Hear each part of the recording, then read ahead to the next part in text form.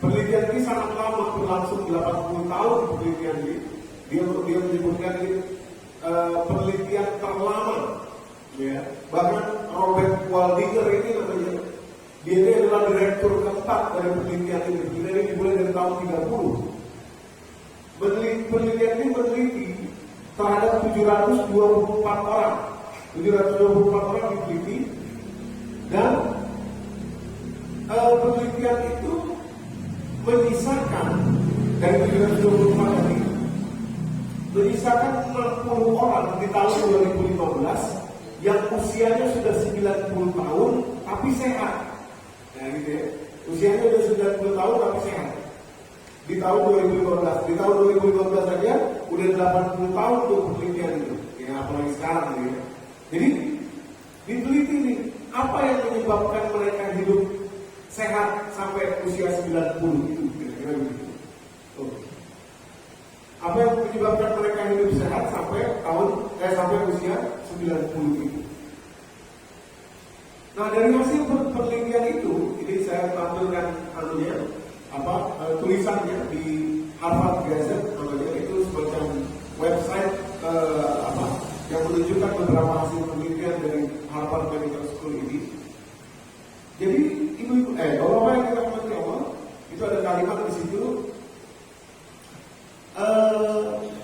Studi menunjukkan bahwa people's level of satisfaction in their relationship, level kepuasan seseorang terhadap hubungan rumah tangganya di usia mereka yang 50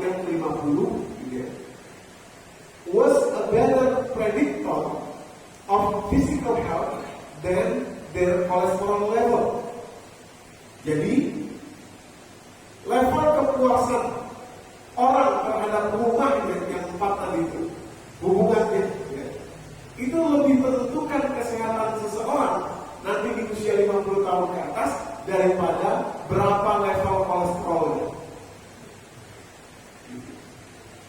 Jadi kira-kira penelitian ini mau bilang ke kita, kalau kolesterol Anda jaga dengan baik, tapi Anda tidak puas dengan kehidupan Anda, dengan rumah tangga yang Anda jalani, yang 4 tadi, ya, maka hampir bisa dipastikan menurut penelitian ini, di usia berikutnya setelah 50 tahun, Anda akan mengalami banyak penyakit.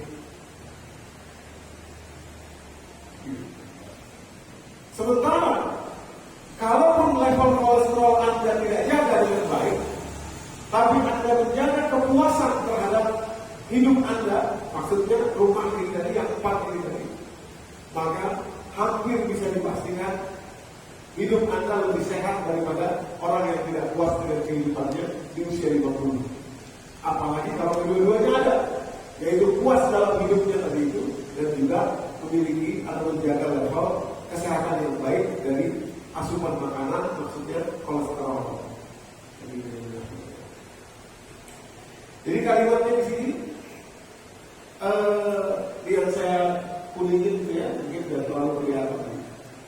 Kayaknya Pak Andrea, Pak Herman dan teman-teman peserta tawal sudah mesti ganti di Pak Herman ya. Biar lebih terang lagi, biar kelihatan ya. Jadi kalimatnya begini Pak. The people who are the most satisfied in their relationship at age 50, orang yang menginjak usia 50 tahun dan dia puas terhadap hidupnya, terhadap keluarganya, relationship tadi, keluarga yang 4 tadi, maka mereka adalah orang-orang yang paling sehat di usia mereka menginjak 80 tahun dari 724 orang yang diteliti sejak tahun 30 tadi. Orang yang paling puas terhadap hubungan rumah tangganya, sekali lagi saya ulangi, hubungan rumah tangga berarti 4 ya. Yang pertama orang tua, yang kedua saudara, adik, kakak, yang ketiga anak, dan yang keempat adalah istri. Atau kalau ibu berarti suami. 4. Saya ulangi, penelitian ini mengatakan, ini pentingnya tuh gini, nanti saya ingin menyampaikan, kalau bayi pijat nanti itu kita pahami sebagai konsep, rumah saya harusnya enak, orang-orangnya harusnya soleh semua. Harusnya ibu saya atau ayah saya bisa diajak ikut dakwah, ikut ajaran Islam. Harusnya adik-adik saya, kakak-kakak saya bisa diajak ikut ajaran Islam. Harusnya anak-anak saya bisa saya bilangin. Harusnya istri saya juga nurut sama saya. Kalau semua itu menjadi makna baik di nanti kita, kemungkinan besar kita akan kecewa. Dan kekecewaan itu akan menjadi dampak untuk kesehatan fisik. Dampak untuk kesehatan fisik. Nah, sekali lagi ya, jadi orang yang menginjak usia 50, sudah usia 50, saya kebetulan dikit lagi, yang paling puas terhadap kehidupannya, maka dia adalah yang paling sehat nanti di usia 80 berdasarkan penelitian terhadap 724 orang di Harvard Medical School ini. Harvard Longest Study of Adult Life reveals how you can be happier and more successful. Ya, kalau kita puas terhadap kehidupan di rumah kita ini, maka kita lebih sehat, lebih baik kehidupan kita dibandingkan yang tidak puas terhadap kehidupan. Ini jurnal penelitiannya, tapi nggak perlu saya sampaikan karena kita langsung fokus ke poin saya. Jadi begini, kalau bayi pijat nanti tadi diasumsikan, ini saya merasakan begitu soalnya. Saya dari kecil sudah mendengar konsep itu bayi pijat nanti itu, sehingga ada di kepalanya semacam kepikir rumah itu betul-betul menjadi kayak surga. Bayi pijat nanti.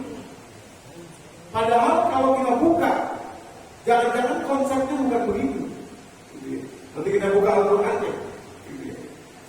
Jadi selama kita masih di poin yang pertama, kemungkinan besar ada 3. Yang pertama, pada kenyataannya ada anggota keluarga yang belum mencerminkan perilaku yang baik, maka kemungkinan besar kita akan kecewa, akan sedih, akan marah, dan lain sebagainya.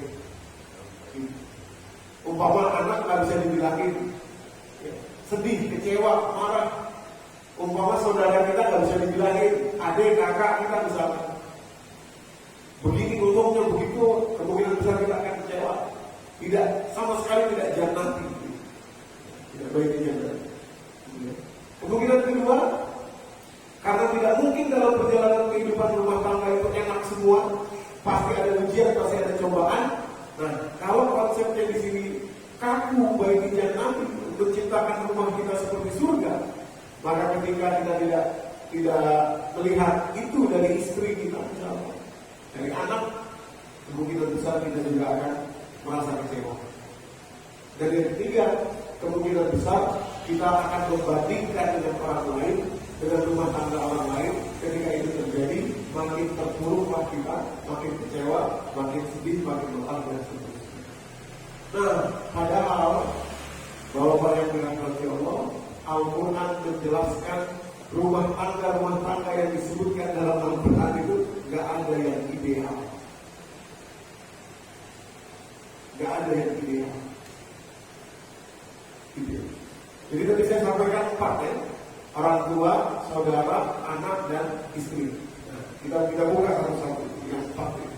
Sehingga kita nanti bisa memahami bahwa bayi jannah itu maksudnya apa yang terjadi di rumah kita. Kalau kita bisa meresponnya sesuai dengan Al-Quran jelaskan, maka itu jadi modal buat dapat surga. Maksudnya gitu. Bukan di sini dijadiin surga, bukan. Tapi isinya itu yang gak enak tadi, yang saudara beginilah, yang itu bisa jadi modal untuk dapat surga. Itu maksudnya. Asal responnya kita tahu gimana cara responnya. Gitu ya. Nah, pertama, Nabi Yusuf alaihissalam. Nabi Yusuf itu luar biasa, saudaranya benar-benar gak ideal banget. Adik sama kakaknya beliau, kakak-kakaknya beliau. Kakak-kakaknya beliau tidak ideal sekali. Quran surat Yusuf surat 12 kita mulai dari ayat yang keempat ketika Nabi Yusuf bermimpi. Dia mengatakan, "Auzubillahi minasyaitonir rajim. Qala Yusuf li abihi, ya abati inni ra'aitu ahada asyara kawkaban wasyamsa wal qamara ra'aituhum li sajidin." Kata beliau kepada bapaknya, "Bapakku sayang, saya melihat 11 bintang, matahari dan bulan, saya melihat mereka semua sujud kepada saya." Apa jawaban bapaknya di ayat yang kelima? Nabi Yakub ini ya. Qala ya bunayya la taqsus ru'yaka 'ala ikhwanika kuat nikah, saya hidulah kaidah. Jangan ceritakan mimpimu ini kepada abang-abangmu, nanti mereka akan membunuh kamu. Nabi Yakub itu nabi. Nabi Yakub ini punya bapak juga nabi, Nabi Ishak. Punya kakek juga nabi, Nabi Ibrahim. Jadi Nabi Yakub itu anaknya nabi, cucunya nabi, beliau sendiri nabi. Tapi beliau punya anak yang pembunuh. Sama sekali tidak ideal. Sama sekali tidak baik di jangan. Dan lebih parah lagi Nabi Yusuf. Beliau punya saudara yang membunuh. Maksud saya begini. Setelah ini, mestinya kita sadar bahwa seburuk-buruknya saudara kita, mungkin kita udah gak ngomong 2 tahun, setahun sama abang kita, mungkin sama adik kita gara-gara satu perkara yang pernah terjadi misalnya, gitu ya.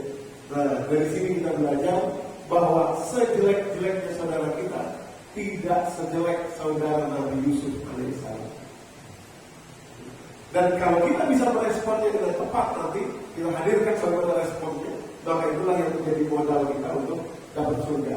Itu maksudnya baiti rumah ini jannati. Baiti modal to jannati. Lanjut ayat 8 dan 9-nya, saya tadi mengatakan pembunuh, mereka itu pembunuh. Kenapa? Karena Al-Quran sendiri yang bilang. Jadi kalimatnya pada ayat ke-8 itu, abang-abang mereka berkumpul, mereka mengatakan sesungguhnya Yusuf wa akhuhu ahabbu ilayya abina, sesungguhnya Yusuf dan saudaranya lebih dicintai oleh bapak kita minta daripada kita, wa nahnu usbah, padahal kita ini lebih layak untuk diberikan perhatian lebih oleh bapak kita. Inna abana lafi dhalalin mubin, karena mereka bapak kita ini udah gak beres. Nah, kalimat ayat ke-9-nya, mereka akhirnya bersepakat. Apa kata mereka? Uqtulu Yusuf, kita bunuh aja Yusuf. Artinya mereka pembunuh. Sekali lagi, sejahat-jahatnya saudara kita yang mungkin pernah menyakiti kita dengan omongannya, dengan ini dan kejahatannya itu ya, tidak sejahat saudara Yusuf alaihissalam. Uqtulu Yusuf, bunuh aja Yusuf. Awiturahu atau jauhkan dia di bumi ini, supaya perhatian bapak kita sepenuhnya jadi kepada kita. Kata saudara-saudara Yusuf, kata abang-abang Yusuf, bapak-bapak yang jadi sama sekali tidak ideal. Justru itulah yang Allah tampilkan di dalam Al-Quran untuk kita. Saya terus terang sebelum membuka dan membahas ini, kadang suka berpikiran, aduh susah banget adik saya diajak dakwah, susah banget jadi, aduh susah banget ya, aduh lama-lama kok dia gak dengerin saya, kok dia anu kepada saya, kok ini ya, kok itu ya, kok itu nanti jadi penyakit tuh tadi. Apalagi saat usia 20 ke atas jadi penyakit.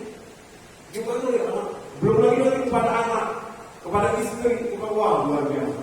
Jadi, rupanya bukan begitu konsepnya.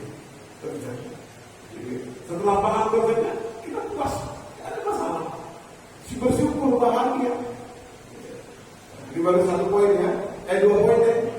Anak Nabi Yakub kan anaknya ya, dan Nabi Yusuf adalah saudara-saudara. Tadi ada 4 ya, saya ulangi, orang tua, saudara, anak, dan istri. Ya, sudah 2 kita bahas. Nah, sekarang kita bahas istri. Istri yang gak ideal. Ya. Bagaimana Allah menjelaskan ini? Surat At-Tahrim ayat ke-10, surat ke-66. Kalimat Allah, Allahu masalan lilladzina kafaru ra'atan Nuh wa ra'atan Lut. Allah jadikan perumpamaan istri-istri atau perempuan-perempuan yang kafir. Kafir itu maksudnya bukan Nabi Lut menikahi orang kafir, bukan gitu ya. Tapi karena perilaku akhirnya mereka berdua ini, maka disebutlah seperti ini. Allahu masalan lilladzina kafaru ra'atan Nuh wa ra'atan Lut. Karena tahta abdaini min ibadina salihin, 2 orang perempuan ini berada di bawah pengawasan 2 orang hamba kami yang soleh, yaitu Nuh dan Lut. Allah dan Tahuma, mereka berdua berkhianat. Berkhianat ini terjadi sampai kapan Nabi Nuh dan Nabi Lut tetap beristrikan mereka berdua ini? Sampai akhir. Maka nanti ada batasannya. Maka para mufasir menjelaskan istri Nabi Lut itu tidak mengikuti perilaku kaumnya, tidak, tapi dia tidak mau diajak untuk hijrah. Maka itu dalam surat ke-7 dalam surat Al-A'raf itu ayat ke-86 itu kalimat Allah kanat minal ghabirin fa'anjaynahu wa ahlahu illa imra'atahu kanat minal ghabirin. Kami selamatkan Nabi Lut dan anak-anaknya, sementara kami tinggalkan kami biarkan istrinya kecuali istrinya. Kenapa? Kanat minal ghabirin, istrinya termasuk dari orang-orang yang tertinggal bersama dengan kaumnya, kena azab. Tapi sampai akhir Nabi Lut tinggal istrinya, maksudnya gini. Begitu juga Nabi Nuh alaihissalam sampai akhir. Kenapa? Karena ada batasan nanti yang akan kita buka di akhir. Batasan istri itu di mana sih? Batasan istri. Nah, jadi maksud saya istrinya nggak ideal. Nah, justru dari situlah kemudian ada modal bagi Nabi Nuh dan Nabi Lut alaihissalam untuk bisa mengukir surga mereka berdua, surga beliau-beliau itu. Tambahan untuk anak tentu saja Nabi Nuh alaihissalam ketika beliau itu mengajak anaknya tapi anaknya nggak mau, bahkan beliau Nabi Nuh semacam menpetakompli Allah gitu ya, pada ayat 45 surat Hud itu. Wa nadalu rabbah rabbi inna min ahli wa inna wa'adaka al-haq wa anta ahkamul hakimin. Kata Nabi Nuh, ya Allah, sesungguhnya anakku itu adalah keluargaku dan engkau pernah berjanji untuk menyelamatkan keluargaku dan engkau tidak pernah ingkar janji dan engkau adalah hakim yang paling bijaksana. Kira-kira bilang begini, tolong dong selamatin anak saya kan keluarga saya. Apa jawaban Allah pada ayat ke-46-nya? Qala ya Nuh, innahu laisa min ahli, innahu amalun ghairun shalih. Wahai Nuh, dia bukan keluargamu, walaupun dia anakmu. Kenapa? Karena amalnya enggak sama seperti kamu, maksudnya tidak seakidah denganmu. Innahu amalun ghairun shalih. Fala tas'alni ma laisa laka bihi ilm. Jangan minta kepada saya sesuatu yang tidak kamu mengerti. Ini arizuka an takuna minal jahilin. Saya sedang melindungi kamu supaya kamu tidak jadi orang yang bodoh. Kata Allah pada Nabi Nuh. Jadi gak ideal juga. Tinggal nanti bagaimana respon dia. Gimana Ustaz, anak saya susah banget diajarin. Tinggal responnya nih. Responnya benar gak nih? Sesuai Quran gitu ya. Toh Nabi Nuh juga gak pernah berhasil mengajak anaknya. Nah begitu juga tadi Nabi Lut ya, dan juga Nabi Nuh kepada istrinya tidak berhasil. Nah sekarang suami, mungkin ibu-ibu nanti yang lihat di video, suami juga begitu. Siti Asia tadi surat 66 ayat ke-10, sekarang ayat ke-11 yang kata gitu ya. Wa daraballahu masalan lil ladzina amanu ra'ata fir'aun. Allah jadikan perumpamaan, Allah jadikan penjelasan bagi wanita-wanita yang beriman, yakni istri dari Fir'aun. Bahkan nama beliau tidak disebut di situ, disebut predikatnya sebagai istri dari Fir'aun. Gitu. Apa yang beliau lakukan? Jadi kita membayangkan gambaran Allah di sini. Beliau tinggal bersama suaminya, tapi melaluinya dengan susah payah dan berat, sampai kalimat Allah itu menceritakan izqalat rabbi bini indaka baitan fil jannah wa najini min fir'auna wa amalihi wa najini minal qaumil zalimin. Kata Siti Asia, ya Allah, saksikanlah saya ini. Tukar barter kesabaran saya ini dengan rumah yang kau bangunkan di surga nanti ya Allah. Ya Allah, jauhkan saya dari Fir'aun dan perbuatannya, jauhkan saya dari orang-orang yang zalim. Beliau tinggal di situ, beliau hidup bersama dengan suaminya yang sangat durjana yakni Fir'aun. Ibu-ibu. Jadi suami ibu-ibu kalau ada ibu yang mantap pasti tidak sejahat Fir'aun. Iya, pasti tidak sejahat Fir'aun. Tadi bapak-bapak istri kita secerewet apapun beliau itu, pasti tidak sejahat istri Nabi Nuh dan Nabi Lut. Nah begitu juga Nabi Musa. Nabi Musa tinggal di rumah Fir'aun. Jadi ayah angkat Nabi Musa itu adalah Fir'aun sendiri.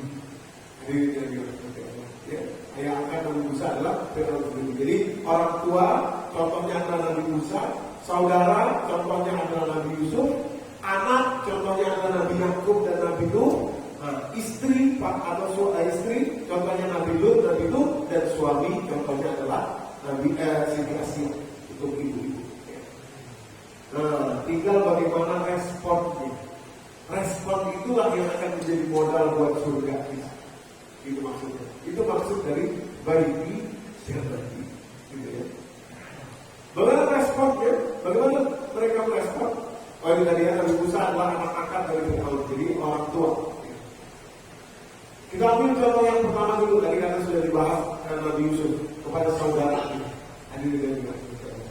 Bagaimana respon Nabi Yusuf ketika beliau alaihissalam ini sudah menjadi seorang petinggi, menjadi menteri istilahnya, memiliki kekuasaan, memiliki uang yang cukup banyak, sudah kaya raya, sudah berubah beliau itu.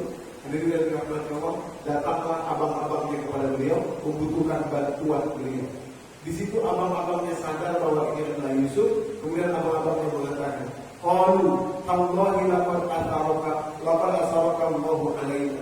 Sungguh demi Allah, kata abang-abangnya, Allah telah melebihkan kamu daripada kami. Kata abang-abangnya kepada Yusuf. Tadi di awal mereka merasa diri mereka lebih daripada Yusuf, makanya Yusuf mereka bunuh. Sekarang mereka menyadari bahwa Yusuf memiliki kelebihan dari sisi Allah ketimbang mereka. Wa in kunna la khati'in, dan sungguh kami ini orang-orang yang bersalah atas apa yang kami lakukan kepada engkau. Perhatikan bagaimana respon Nabi Yusuf pada ayat 92. Jadi di penghujung, karena surat Yusuf itu 111 ayat, di penghujung ini kata Nabi Yusuf begini kepada abang-abangnya, qala la tasriba alaikumul yawm, wahai abang-abangku, mulai hari ini sampai selama-lamanya kalian tidak akan pernah mendengar dari mulut saya ini keluar cacian, celaan terhadap apa yang pernah kalian lakukan kepada saya. Tutup buku semuanya. Close, case close, tutup buku. Gak ada lagi. Gak ada. Tidak berhenti sampai di situ. Nabi Yusuf sebagai seorang yang soleh mengatakan, yaghfirullahu lakum, semoga Allah memaafkan kalian abang-abang. Didoain oleh Nabi Yusuf. Bahkan kalimatnya beliau menutup dengan wallahu arhamur rahimin, jangan putus asa terhadap kasih sayang Allah wahai abang-abangku, karena Allah yang paling menyayangi kalian dari semua yang bisa menyayangi kalian. Inilah respon Nabi Yusuf kepada abang-abangnya yang membunuh dia. Jadi Allah menggambarkan kepada kita, boleh jadi tidak ideal saudara-saudara kita itu. Tapi kalau kita bisa meresponnya dengan tepat, itu bisa menjadi modal kita untuk bisa masuk surga. Dengan apa? Dimaafin. Dimaafin. Ya. Jadi jangan sampai kita sering ngaji, sholat wajib, tapi sudah bertahun-tahun gak ngomong sama adik kita, sama abang kita. Itu keliru besar, salah sekali, dan dampaknya besar untuk kesehatan kita nanti. Jadi kadang-kadang orang suka bilang begini, pada Allah saya sakit nih Ustaz. Sekarang saya agak ragu dengan kalimat itu. Saya gak berani kalau saya sakit, saya gak berani kalau pada Allah saya sakit, gak berani kan? Kenapa? Kayaknya kita harus introspeksi diri dulu. Introspeksi diri dulu. Jangan-jangan apa yang kita lakukan ini tidak sesuai. Karena tadi penelitian Harvard saja menjelaskan kalau orang tidak puas dengan kehidupannya, dengan 4 rumah tadi itu, maka itu akan menjadi prediksi yang tepat bahwa dia akan sakit di usia di atas 50. Lebih besar daripada dampak kolesterol. Bayangin ini. Nah, Allah ajarkan kita untuk puas, menerima, memaafkan. Jangan-jangan ganjilan yang ada di dalam diri kepala kita ini, ganjilan yang ada di dalam hati kita ini, tentang saudara-saudara kita, baru saudara satu kita buka. Nah, itulah yang membuat kita jadi sakit. Jadi sebenarnya ragu juga kalau qadarullah saya sakit. Misalkan saya ngomong, ragu juga ya. Dikatakan qadarullah saya sakit. Kalau dulu gampang, qadarullah saya lagi sakit di flu misalnya. Sekarang kayaknya enggak juga lagi. Ada sesuatu yang saya ini keliru, salah. Gitu. Saya punya ini penyakit polip istilahnya. Tapi setelah belajar, saya udah operasi 3 kali, operasi potong polip itu. Udah ke berbagai macam pengobatan alternatif, mulai dari dilintah, difastu, dibekat, minum gaman, minum luar, dan segala macam. Udah ke Bandung, udah ke Cianjur, udah. Nah, sembuhnya gimana? Kalau pikiran saya ini betul-betul menyerahkan kepada Allah. Tapi kalau ada rasa takut, rasa kecewa, rasa cemas, rasa itu, muncul. Jadi dulu saya bilang begini, aduh qadarullah saya lagi flu berat nih. Qadarullah saya nyesal juga sekarang. Oh rupanya bukan qadarullah. Qadarullah itu kan keinginan Allah. Oh rupanya bukan keinginan Allah. Saya tuh gak sehat bukan keinginan Allah. Rupanya itu ulah saya sendiri. Ulah saya sendiri. Kalau pikiran enak, maksudnya gak ada, menyerahkan semua kepada Allah. Kecemasan, kesedihan, serahkan kepada Allah. Tentangnya gak ada apa-apa. Nah ini yang dimaksud tadi ya, respon. Bagaimana kita merespon? Sekarang anak, nah ini anak ini berat nih. Berat. Rasa takutnya berat kita. Tentu saja anak kita tentu juga ya. Anak saya kemarin, anak saya yang besar sekarang kuliah tingkat 2 ya, tingkat 2. Kemarin baru diberi motor. Baru beberapa hari ini, mungkin kira-kira sebulan dan kemarin nabrak ya. Telepon, wah nangis motornya hancur gitu. Wah ibunya, panik. Wah ibu kan itu makanya gitu. Wah itu betul-betul satu ini. Itulah ini ya beratnya anak tuh. Ya dalam diri kita tentu saja namanya kita orang tua ya kan. Ini dari rahmat Allah.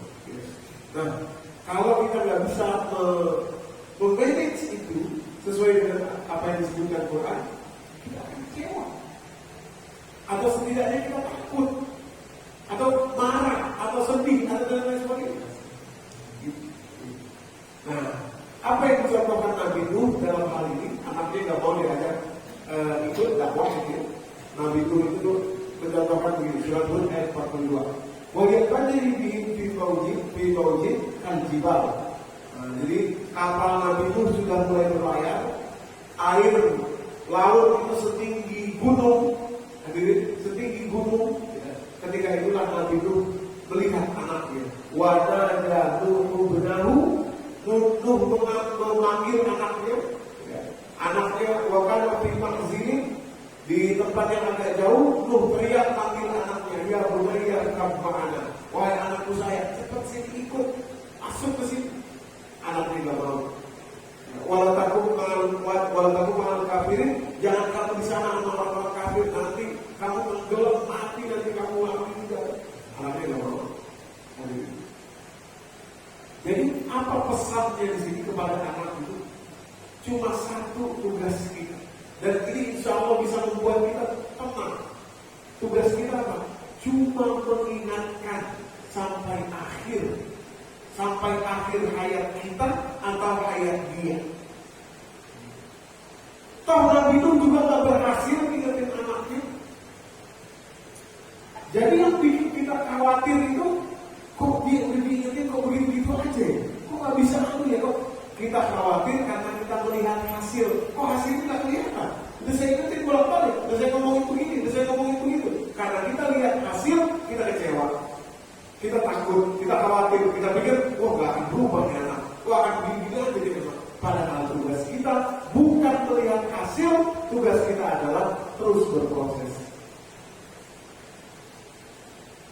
Ingetin. Terus sampai kapan? Sampai mati. Siapa yang mati? Kita duluan atau dia duluan? Udah gitu aja.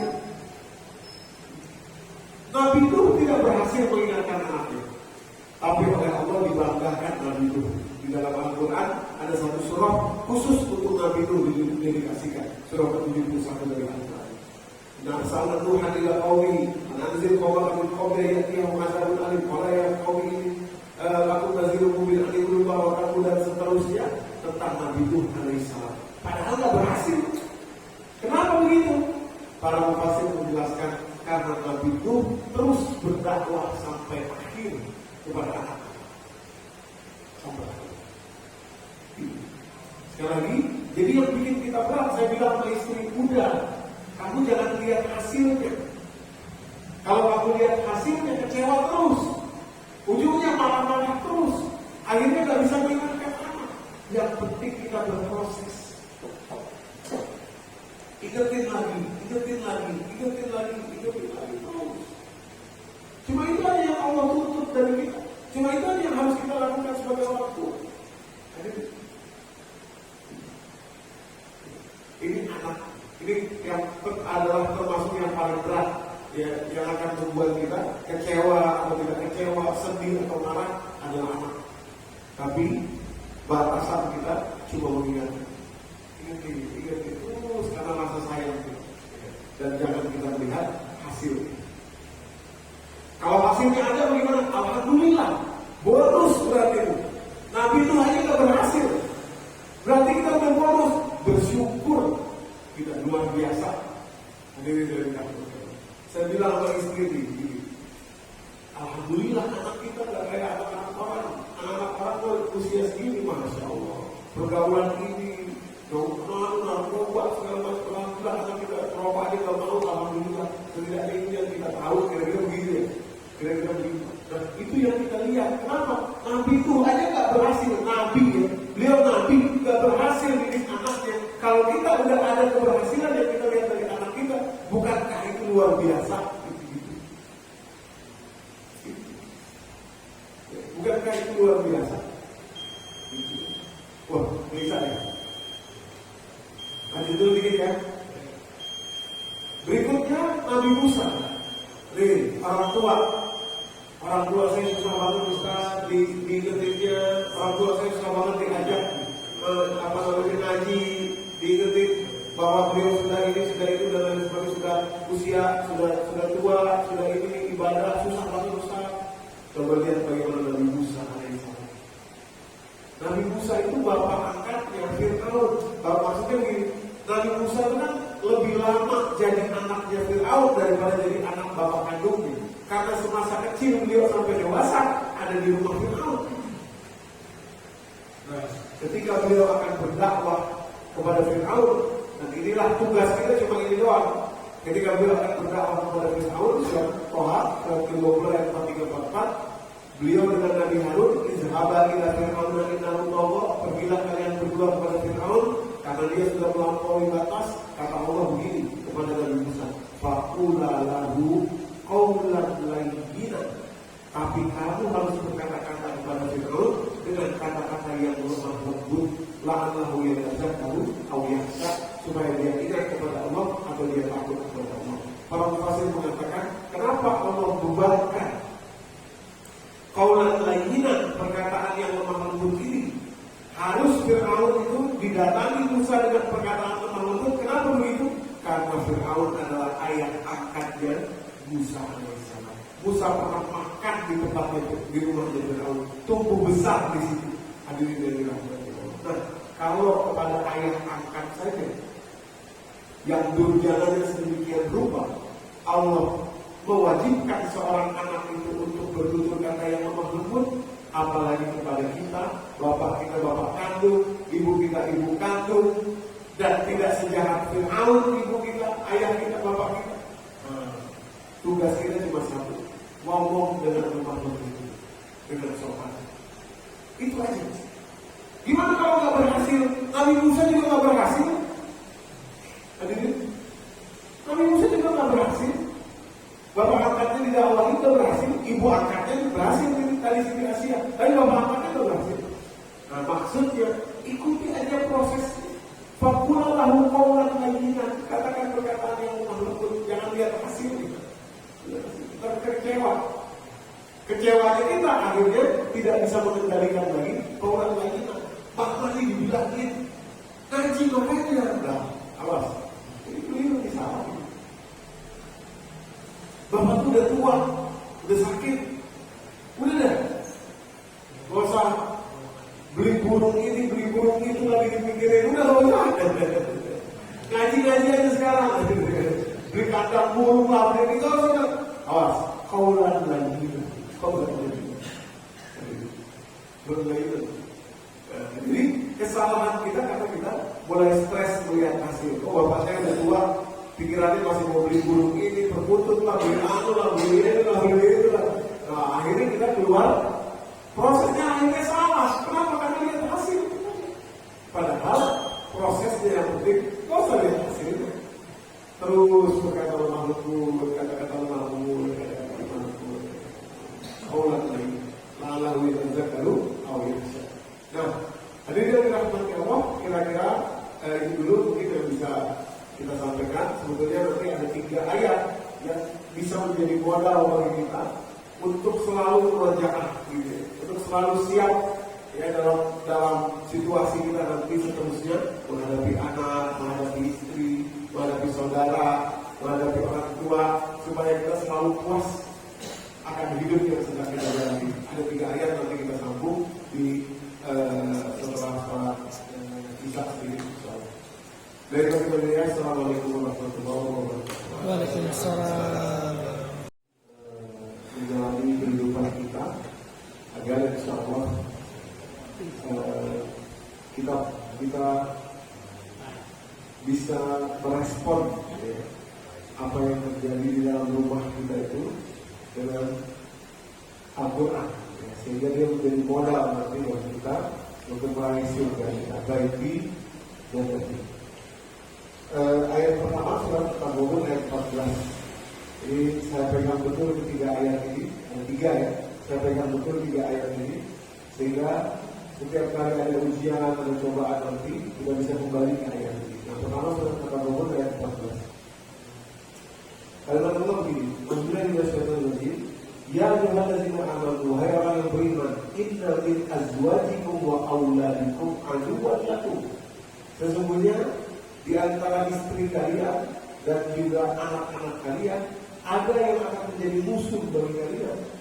Apa yang dimaksud musuh itu? Aduwwan lakum, karena adu permusuhan itu kembali kepada sifat syaitaniyah. Inna syaitana lil insani aduwwun mubin. Sungguh setan itu adalah musuh yang nyata bagi manusia. Artinya permusuhan yang dimaksud di antara anak dan istri itu ada yang akan membawa kita masuk ke dalam neraka. Fahzarhu, maka hati-hatilah terhadap mereka. Hati-hati apa? Jangan ikuti. Jangan ikuti. Ada orang saking sayangnya sama anak, apa aja diikuti dalam ini. Nanti akhirnya giliran sudah sangat tidak bisa dikendalikan, masuk neraka sama-sama anak itu dia orang tua. Nah itu maksud fahzarhu dari fahzarhu. Ya. Nah kalimat Allah wa itta'fu, bagaimana cara kita meresponnya? Wa itta'fu, kalau kamu mampu memaafkan. Wa itta'fu wa tasfahu, dan melapangkan dada. Artinya jangan marah-marah, jangan kecewa, memaki, tetap aja terus dakwah aja, biarin aja. Gak ada hasilnya, Ustaz, belum kelihatan, gak apa-apa. Walaupun kesal, lanjut aja. Wa itta'fu wa tasfahu, lapangkan dada, maafkan. Wa taghfiru, dan ampuni. Nah kata Allah begini, fa innallaha ghafurur rahim. Kalau kamu bisa begitu, bisa maafin, bisa lapang dada, bisa lanjut aja, ketahuilah kata Allah, saya juga maha pemaaf. Jadi maksudnya berperan. Kamu doi, kamu kan butuh maaf saya kan, kamu kan butuh ampunan saya kan. Caranya, nah itu, kamu maafin tuh yang ada di dalam rumah tangga itu, anak, istri, dan itu. Nanti kata Allah, karena Allah juga maha pengampun, maha penyayang. Berperan dengan Allah, sehingga kita motivasi kuat. Kalau enggak, stres, kecewa, ujungnya sakit tadi di Harvard Medical School tadi ya, sakit, gitu ya. Nah, ayat kedua, surah Al-Furqan ayat 30. Kalimat Allah, wa arsalna qablaka minal mursalin, dan tidaklah kami utus sebelum engkau seorang rasul illa innahum la ya'kuluna at-ta'am, kecuali mereka juga makan seperti manusia biasa, wa yamshuna fil aswaq, dan juga berjalan di pasar-pasar memenuhi kebutuhan, mencari kebutuhan hidupnya. Kalimat berikutnya, wa ja'alna ba'dakum li ba'din fitnatan, kami jadikan sebagian kalian sebagai ujian, fitnah, cobaan bagi sebagian yang lain. Ada orang tua jadi ujian buat anaknya, benar. Ada anak jadi ujian buat orang tuanya. Ada istri jadi ujian buat suaminya. Ada suami jadi ujian buat istrinya. Ada saudara, adik, kakak jadi ujian buat kita. Wa ja'alna ba'dakum li ba'din fitnatan. Tujuannya apa Allah jadikan begitu? Kalimat berikutnya yang dimerahin ini. Atas biru, apakah kamu bisa sabar? Apakah kamu bisa sabar? Kenapa ini penting? Karena kalimat penutupnya, wa kana rabbuka basira, Rabbmu Allah selalu memperhatikan kamu. Maksudnya ketika kita sabar, ya Allah, ini perintahmu, saya akan bersabar. Tolong saksikan, wa kana rabbuka basira, Allah selalu melihat kamu kok. Ini bayaranmu, ini bayaranmu, ini bayaranmu, ini bayaranmu. Atas biru, apa kamu bisa sabar? Itu aja, cuma gitu doang gitu. Cuma itu aja dengan melihat Allah. Atas biru, sabar itu apa lagi? Terus aja, dakwahi terus aja. Belum kena ngasih nggak apa-apa, terus aja. Atas biru, sabar itu bukan berarti diam aja tadi ya. Nanti salah kalau dia mau itu anak biarin aja. Kalau turunin aja, salah. Nanti seperti aduan lakum tadi itu menjadi musuh tadi, terseret. Tapi didakwahi terus. Oke, yang ketiga surat Al-Qasas ayat 77. Kalimat Allah, wabtaghi fima ataqallahu darul akhirah. Ini kalimat ini luar biasa karena di dalam kalimat fima, mana itu ada alif, menunjukkan banyak. Artinya begini, dan carilah dan bangunlah rumahmu di negeri akhirat nanti, surgamu nanti, ciptakan, bangun, investasikan dengan apa? Fima ataqallahu, atas dengan apa pun yang Allah berikan di atas dunia ini untuk kamu. Maksudnya, bahwa di situ dengan alif menunjukkan bahwa apa yang Allah kasih buat kita di dunia ini tidak selalu enak, tidak selalu baik, tidak selalu ideal, tapi semuanya itu pemberian Allah, semuanya itu qadar Allah, takdir Allah, yang kalau kita bisa meresponnya dengan tepat, jadi investasi. Manusia, tiga ayat inilah kalau kita pegang, insya Allah enak. Bukan enak itu bukan berarti situasinya jadi wah, pokoknya jadi lebih nyaman, jadi ideal, tidak. Tapi kita melaluinya dengan enak. Oke, saya pikir itu saja. Silakan mungkin ada yang mau menambahkan atau bertanya. Silakan. Pak Antua, Pak Andreas. Tadi kan bersabar nih. Bersabar namanya untuk anak. Ya. Dan juga kalau batasannya itu sampai di mana? Untuk anak, misalnya anak ini, misalnya untuk mengajar untuk sholat, ya. Apakah kita tahu nih punya sholat, bangunin pokok-pokok, itu atau misalnya digusur, diguyur gimana? Atau ditempel atau dipukul gimana? Batasannya terus gimana? Iya.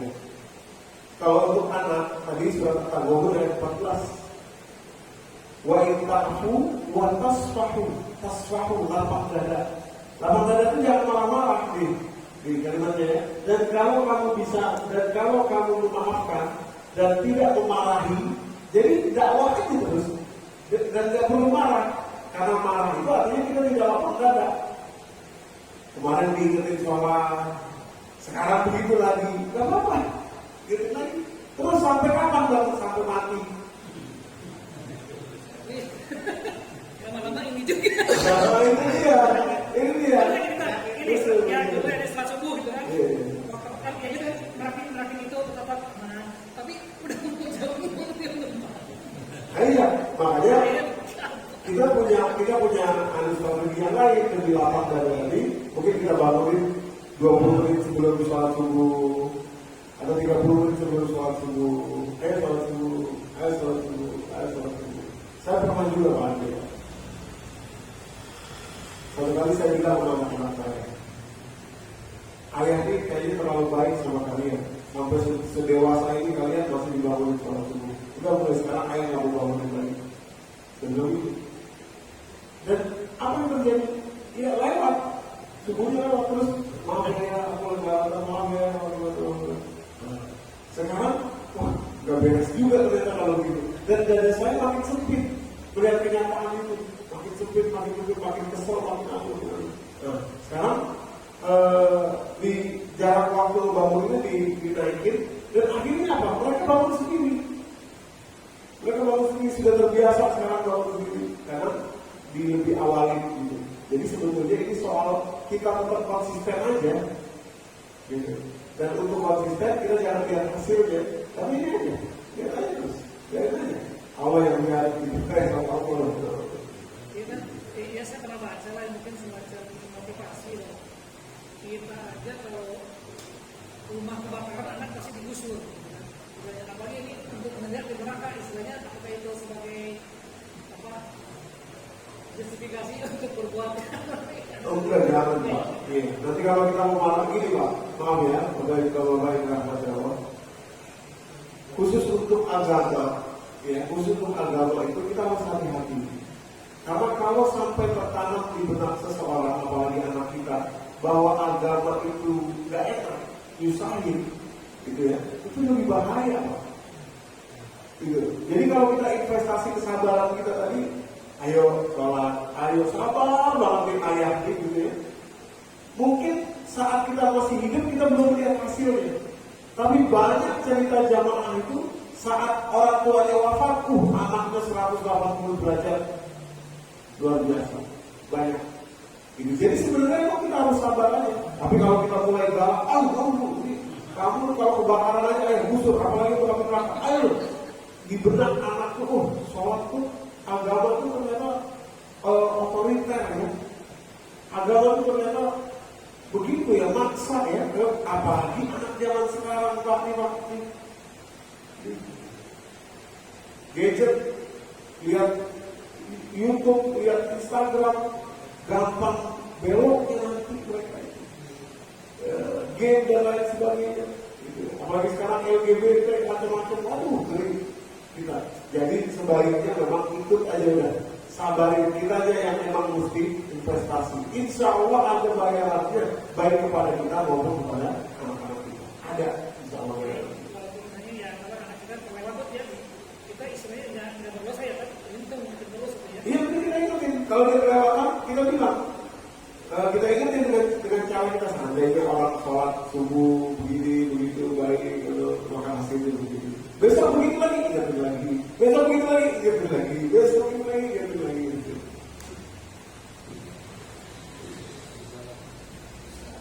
Iya Pak, saya. Waalaikumsalam. Iya. Alhamdulillah.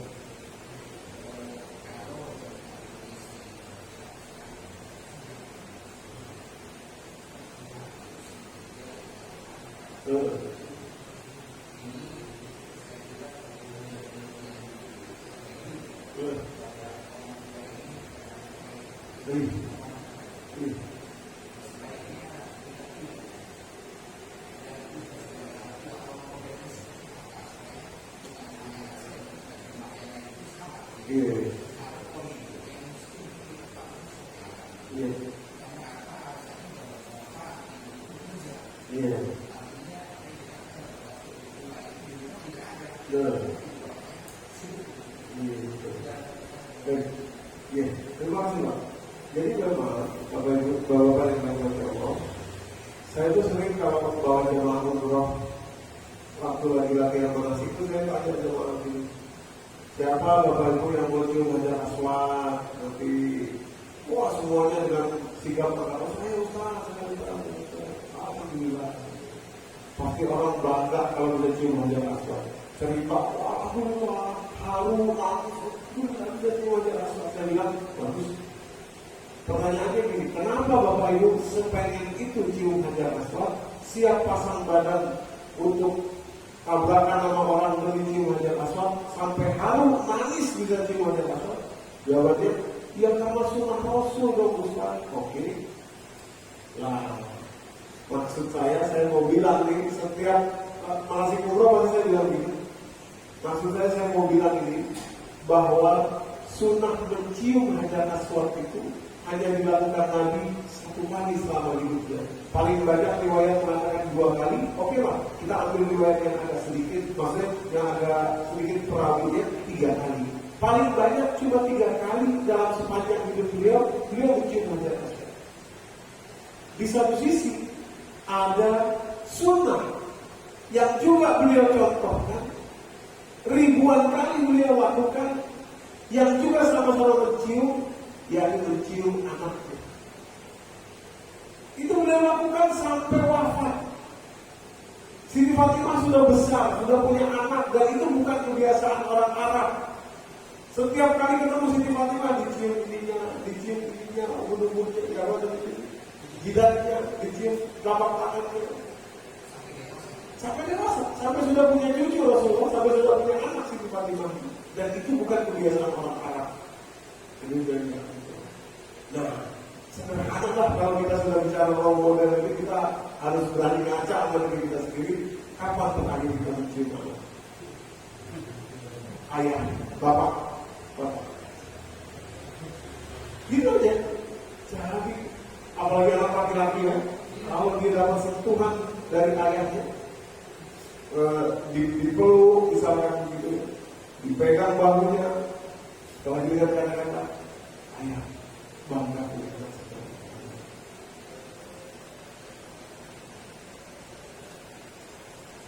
itu. Itu obatnya, itu obat yang kuat. Dia pergi kemanapun dalam pergaulannya, hidup dimanapun dia, insya Allah gak akan goyang dengan itu. Itu yang terjadi kepada saya, Nabi Yusuf alaihissalam.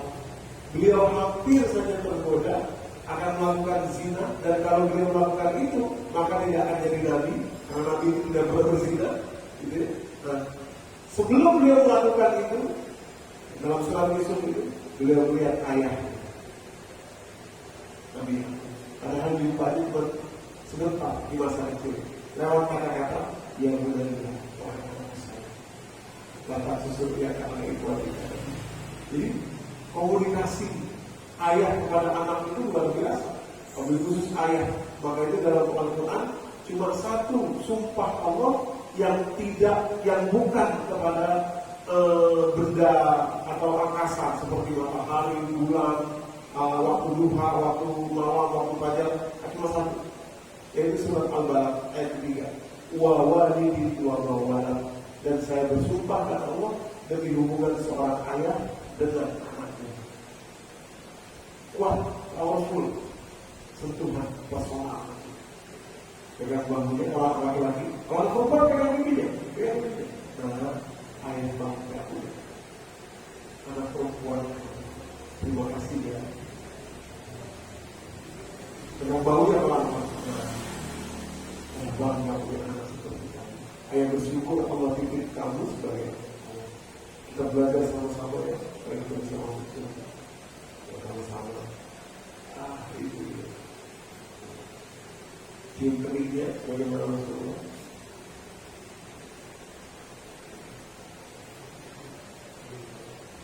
Demikian Pak. Baik, saya pikir cukup ya, Bapak-bapak yang dirahmati Allah, mudah-mudahan yang benar bisa memberikan manfaat. Silakan. Terakhir. Assalamualaikum warahmatullahi wabarakatuh. Paparan yang tadi Ustaz sampaikan, jadi saya bisa tangkap ada 3 hal. Yang pertama adalah kewajiban kita hanya menyampaikan atau mengingatkan, lalu kita untuk lupa. Itu yang pertama. Kemudian kedua, kita harus tetap bersabar dalam kondisi apapun terhadap orang di sekitar kita, baik istri, anak,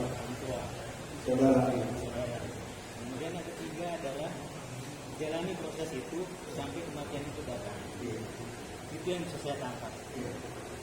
Kemudian menjadi pertanyaan saya, apakah mungkin ketiganya itu bisa kita laksanakan? Gitu. Kira-kira mana yang menjadi prioritas? Apakah yang pertama, kedua, atau ketiga? Secara objektif.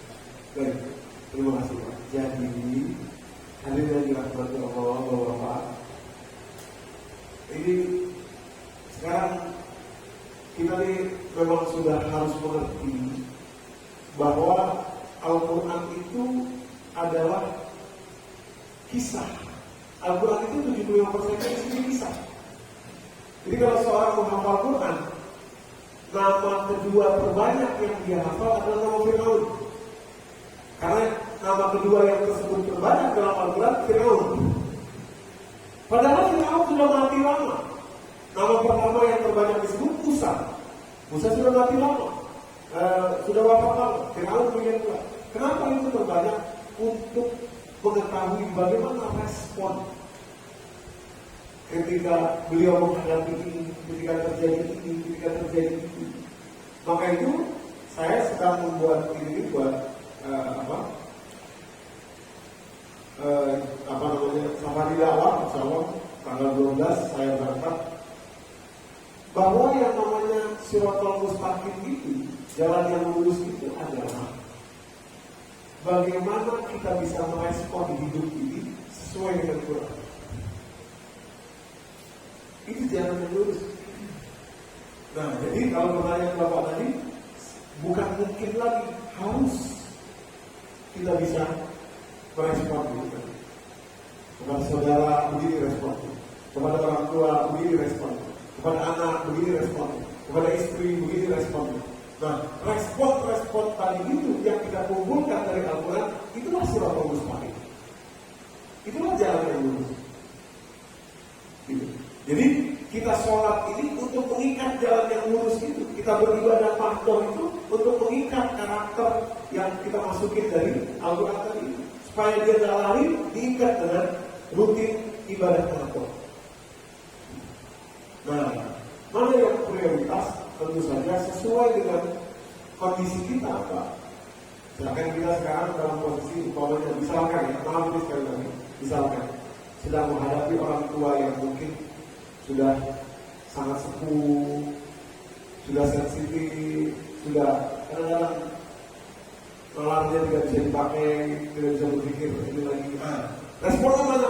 Nabi Musa. Fakulah lahu qawlan layyinan. Jadikan itu prioritas. Pokoknya apapun kata yang keluar dari kita, gestur tubuh kita, walaupun di dalam hati kesel, walaupun di dalam hati marah, walaupun di dalam hati kecewa, yang penting keluarnya selalu qawlan layyinan. Nanti marah di belakang, di luar, masuk mobil, tidak apa-apa. Yang penting di depan orang tua, qawlan layyinan. Nah, sebaliknya kalau misalkan sekarang yang lagi kita hadapi anak misalnya, bagaimana responnya? Nabi Nuh, yang penting terus berdakwah, terus berdakwah. Tambah lagi tadi karakter Nabi Muhammad kepada anaknya. Jadi tergantung mana yang kira-kira sekarang sedang kita alami atau sedang kita hadapi. Jadi semuanya ada kalau kita pakai ini. Nah, itulah jalan yang lurus Shiratal Mustaqim. Tidak pakai. Terima kasih ya. Wah, amat saya. Kalau kamu yang nanya, saya nggak berani buat ini. Saya kalau yang ngasih itu. Pertanyaan hubungan dengan ini yang tadi tiga itu, apakah berhubungan nanti dengan hidayah? Itu aja. Terima kasih. Iya, hidayah itu bukan wilayah, bukan kekuasaan kita. Itu adalah tahdir dan ahbabta walakin Allah yang hidayah. Ini kalimat Allah kepada Rasulullah. Kamu tidak bisa memberi hidayah kepada siapa yang kamu kehendaki, tidak bisa. Tapi Allah memberikan hidayah. Jadi itu yang bikin kita selama ini kacau. Kenapa? Karena kita, wah kok dia kok bukan berubah juga ya? Padahal Nabi saja tak bisa merubah orang. Kecuali memang Allah kehendaki orang itu berubah. Nabi cuma melaksanakan saja, berdakwah saja. Cuma jangan putus dakwahnya, itu aja. Cuma itu doang, jangan putus dengan cara yang baik, dengan cara yang sama, terus saja. Sampai anak kita sampai anak kita mungkin bilang, Bapak ini nggak pernah bosan, nggak apa-apa, karena Allah yang bayar gitu, kasih biarin aja. Sampai ada yang tanya gini juga dari pagi, jamaah tanya gini, gimana kalau anak kita udah nikah Ustaz? Kalau dia udah nikah, dia anak bapak bukan? Anak kita juga, cuma caranya yang beda. Gitu. Kalau dia sudah nikah masih anak kita nggak? Masih anak kita juga. Cuma caranya agak beda. Sudah nikah, kita sudah punya mantu, dan sudah punya besan. Tapi yang jelas terus saja berdakwah dan insya Allah itulah yang Allah lihat sebagai investasi kita nanti di hari kiamat di surga insya Allah. Tiga Pak. Baik, terima kasih Bapak yang berangkat ke Allah. Sekali lagi mudah-mudahan menjadikan petunjuk bagi kita. Jadi di sini kita cuma belajar teorinya, tapi praktiknya di rumah masing-masing. Dalam hidup masing-masing itu yang lebih penting, gitu ya. Jadi belajarnya mau lama-lama, yang penting prakteknya gitu ya. Sama, kita semua sama. Bukan berarti saya yang bicara di sini lebih baik, tidak, tidak sama sekali tidak. Yang penting praktek. Gitu. Mudah-mudahan kita saling berdoa, mudah-mudahan Allah memberikan kemampuan kita untuk mempraktekkan apa yang sudah kita pelajari dari Al-Quran. Untuk dari para majlis, maka ada Pak Imam Al-Fatihah, saya yang kita setelah waktu mulai